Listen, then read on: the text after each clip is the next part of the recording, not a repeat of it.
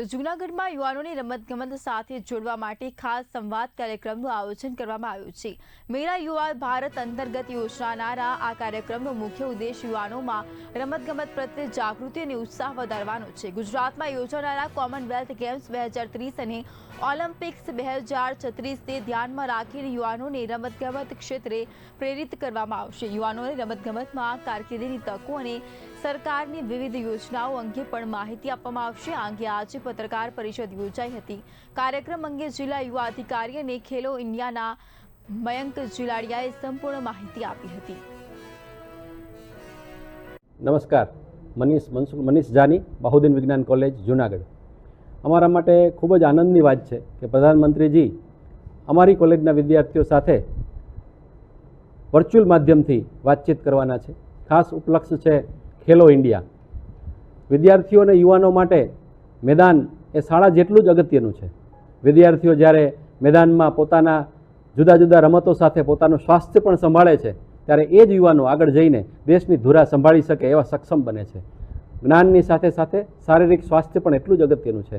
મને ખૂબ આનંદ છે કે આપણા પ્રધાનમંત્રીજી આ બાબત પ્રત્યે ખૂબ જ ચિંતિત છે, જેનું પરિણામ આપણે જોઈ શકીએ છીએ। હમણાં જ પૂર્ણ થયેલી આપણી કોમનવેલ્થ ગેમ, જેમાં 39 મેડલો આપણા જુદા જુદા ખેલાડીઓ મેળવેલા છે। આવનારા સમયમાં જ્યારે આપણે એની યજમાની કરવાના છીએ એવા સમયે આપણા યુવાનો જુદી જુદી રમતોમાં પાવરફુલ થાય, પાવરધા થાય અને રાષ્ટ્રનું નામ રોશન કરે એ માટે અમે અમારી કોલેજમાં પણ પ્રધાનમંત્રી ઉચ્ચ शिक्षा। नमस्कार सभी को। मेरा नाम मयंक भदौरिया और मैं जिला युवा अधिकारी हूँ। मेरा युवा भारत जूनागढ़ युवा कार्यक्रम खेल मंत्रालय भारत सरकार से। आज हम लोग यहाँ बाहुद्दीन साइंस कॉलेज में उपस्थित हैं।